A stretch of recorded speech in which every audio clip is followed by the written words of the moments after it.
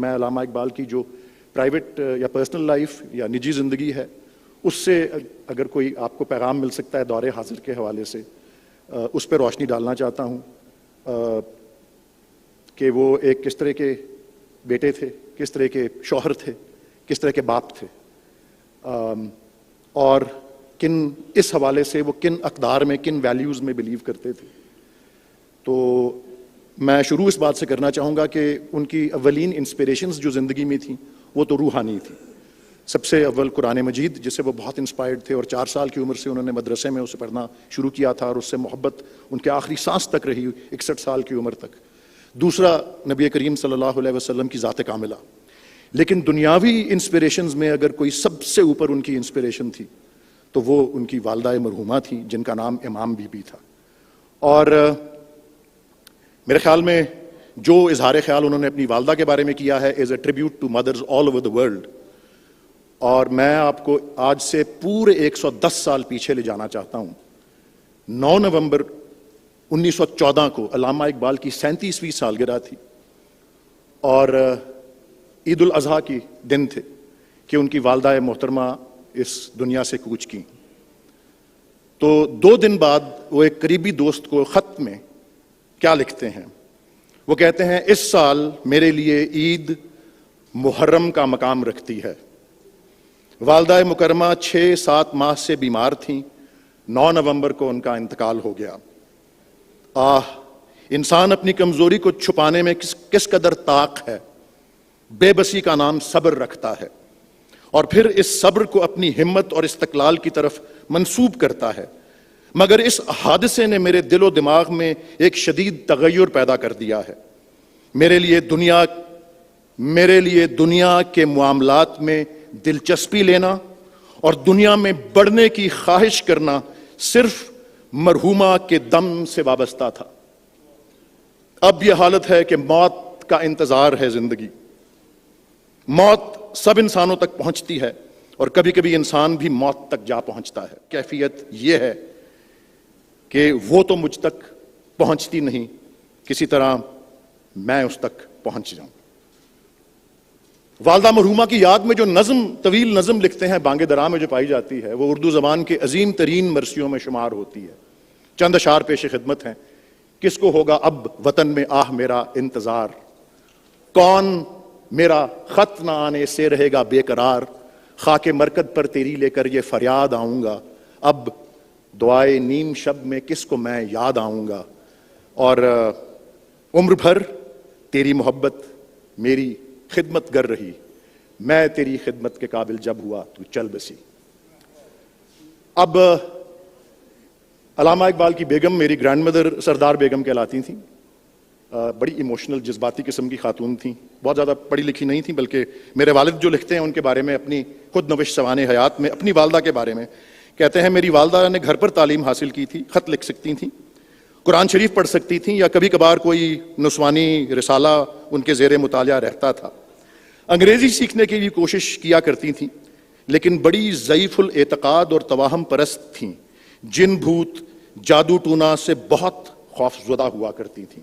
اور پھر انہوں نے کافی 2-3 واقعات لکھے ہوئے ہیں، اس میں عاملوں کا اور دم پڑنے کا ذکر بھی آتا ہے، بکروں کی سریوں کا، اور اس کا بھی سلسلہ جو ہے یہ علامہ اقبال کی زوجہ کے زندگی کے حوالے سے۔ لیکن علامہ اس بارے میں بڑے ڈسمسو تھے، بڑے کامل ایمان والے تھے، اور کسی ایک بڑے اہم موقع پر اسی طرح کی ہچکچاہٹ جب سپرسٹیشس حوالے سے ان کی بیگم نے دکھائی تو علامہ نے ان سے کہا کہ زندگی اور موت تو اللہ تعالیٰ کے ہاتھ میں ہوتی ہیں۔ تو یہ سنتے ہی ان کی بیگم نے بغیر کچھ کہے سنے جو کچھ وہ کہہ رہے تھے اس پہ کر دیا، کچھ کاغذات پہ دستخط کرنا تھا، کچھ ایسا کرنا تھا۔ لیکن دلچسپ ایک واقعہ جو میرے والد بتاتے ہیں، ڈاکٹر جاوید اقبال، وہ کہتے ہیں یہ شو کرتا ہے کہ علامہ ڈسمسو ایک اور چیز کے بارے میں بھی تھے، اور وہ یہ تھی کہ یہ جس کو فائنینشیل ویل بینگ یا مالی خوشحالی کہتے ہیں، وہ ان کی پرائیورٹی نہیں تھی۔ لکھتے ہیں، میں نے چند بار ماں باپ میں تکرار ہوتے بھی دیکھا ہے۔ اب علامہ اقبال اور ان کی بیگم میں تکرار ہوتے بھی ان کا بچہ دیکھ رہا ہے ان کا۔ ایک مرتبہ تو میری والدہ کا اصرار تھا کہ والد باقاعدگی سے وکالت کریں کیونکہ گھر کے اخراجات پورے نہیں ہوتے، نیز کرائے کی کوٹھی میں رہنے کے بجائے اپنا گھر بنوائیں۔ یہ منظر اب تک میری نگاہوں کے سامنے ہے کہ میری والدہ میرے والد کے ذاتی کمرے میں کھڑی انہیں کوس رہی ہیں اور روتے ہوئے کہہ رہی ہیں کہ میں اس گھر میں ایک لانڈی کی طرح کام کرتی ہوں اور ساتھ ہی پیسے بچانے کی کوشش میں لگی رہتی ہوں. دوسری طرف آپ ہیں کہ بجائے نیک نیتی سے کچھ کام کریں، بستر پر لیٹے شعر لکھتے رہتے ہیں، اور جواب میں میرے والد لیٹے ہوئے بغیر کچھ منہ سے بولے کھسیانی سی ہنسی ہنس رہے ہیں. ایز اے فادر، یہ میرا آخری ابھی اس دور کا جو ہے حصہ، یہ برا نہ منائیے گا، یہ میرے والد نے جو لکھا ہے میں وہی دہرا رہا ہوں کہ میرے والد نے 14 سال کی عمر تک ان کے والد کا سایہ ان کے سر پہ تھا. لکھتے ہیں ڈاکٹر جاوید اقبال، عجیب بات ہے کہ والد نے، میں نے کہا برا نہ منائیے گا، عجیب بات ہے کہ والد نے مجھے کبھی روزہ رکھنے یا نماز ادا کرنے پر زور نہیں دیا، نہ کبھی اس بات میں دلچسپی لی کہ میں فارسی پڑھوں، کیونکہ ان کا اپنا بیشتر کلام فارسی میں تھا. اسکول میں اپنی مرضی سے کبھی ہندی اور کبھی عربی پڑھتا رہا اور ان میں سے کسی زبان میں مہارت حاصل نہ کر سکا، مگر بعض معاملات میں والد کا ڈسپلن میرے لیے خاصا سخت تھا. مثلاً اندھیرا ہونے سے پیشتر وہ مجھے گھر کے اندر دیکھنا چاہتے تھے. انگریزی لباس یعنی کوٹ پتلون یا نکر پہننے پہ ممانعت تھی، صرف شلوار قمیض اور اچکن یا کوٹ پہننے کا حکم تھا. ہیٹ پہننے کی اجازت نہیں تھی. عموماً رومی ٹوپی پہن کر اسکول جایا کرتا.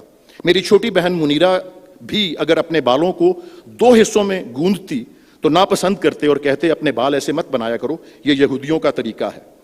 اور اگر میں کبھی غلطی سے اپنی قمیضوں یا شلواروں کا کپڑا بڑھیا قسم کا خرید لاتا تو بہت خفا ہوتے. کہتے تم اپنے آپ کو کسی رئیس کا بیٹا سمجھتے ہو، تمہاری طبیعت میں امیری کی بو ہے، اور اگر تم نے اپنے یہ انداز نہ چھوڑے تو میں تمہیں کھدر کے کپڑے پہنوا دوں گا. میرے لیے 12 آنے گز سے زائد قمیض کا کپڑا خریدنا، 8 روپے سے زائد کا بوٹ خریدنا جرم تھا، جس کی سزا کافی کڑی تھی. لیکن اگر میرے والد کو کبھی یہ معلوم ہو جاتا کہ میں پلنگ پر سونے کے بجائے زمین پر سویا ہوں تو بہت خوش ہوتے. اب آخری بات، یہ چند سطریں ہیں ڈائریکٹلی علامہ اقبال کے الفاظ میں ایز اے فادر، ان کا وصیت نامہ بنام جاوید اقبال. یہ اس کو آپ پارٹنگ ایڈوائس بھی کہہ سکتے ہیں، پارٹنگ ورڈ کہہ سکتے ہیں. جاوید کو میری عام وصیت یہی ہے کہ وہ دنیا میں شرافت اور خاموشی کے ساتھ اپنی عمر بسر کرے، اپنے رشتہ داروں کے ساتھ ہمیشہ خوشگوار تعلقات رکھے. میرے بڑے بھائی کی اولاد سب اس سے بڑی ہے، ان کا احترام کرے، اور اگر ان کی طرف سے کبھی سختی بھی ہو تو برداشت کرے. دیگر رشتہ داروں کو اگر اس سے مدد کی ضرورت ہو اور اس میں ان کی مدد کی توفیق ہو تو اس سے کبھی دریغ نہ کرے. جو لوگ میرے احباب ہیں ان کا ہمیشہ احترام ملحوظ خاطر رکھے اور ان سے اپنے معاملات میں مشورہ کر لیا کرے. باقی دینی معاملے میں صرف اس قدر کہنا چاہتا ہوں کہ میں اپنے عقائد میں بعض جزوی مسائل کے سوا جو ارکان دین میں سے نہیں ہیں سلف صالحین کا پیرو ہوں، اور یہی راہ بعد کامل تحقیق کے محفوظ معلوم ہوتی ہے. جاوید کو بھی میرا یہی مشورہ ہے کہ وہ اسی راہ پر گامزن رہے، اور اس بدقسمت ملک ہندوستان میں مسلمانوں کی غلامی نے جو دینی عقائد کے نئے فرقے مختص کر لیے ہیں ان سے دور رہے. بعض فرقوں کی طرف لوگ محض اس واسطے مائل ہو جاتے ہیں کہ ان فرقوں کے ساتھ تعلق پیدا کرنے سے دنیاوی فائدہ ہے.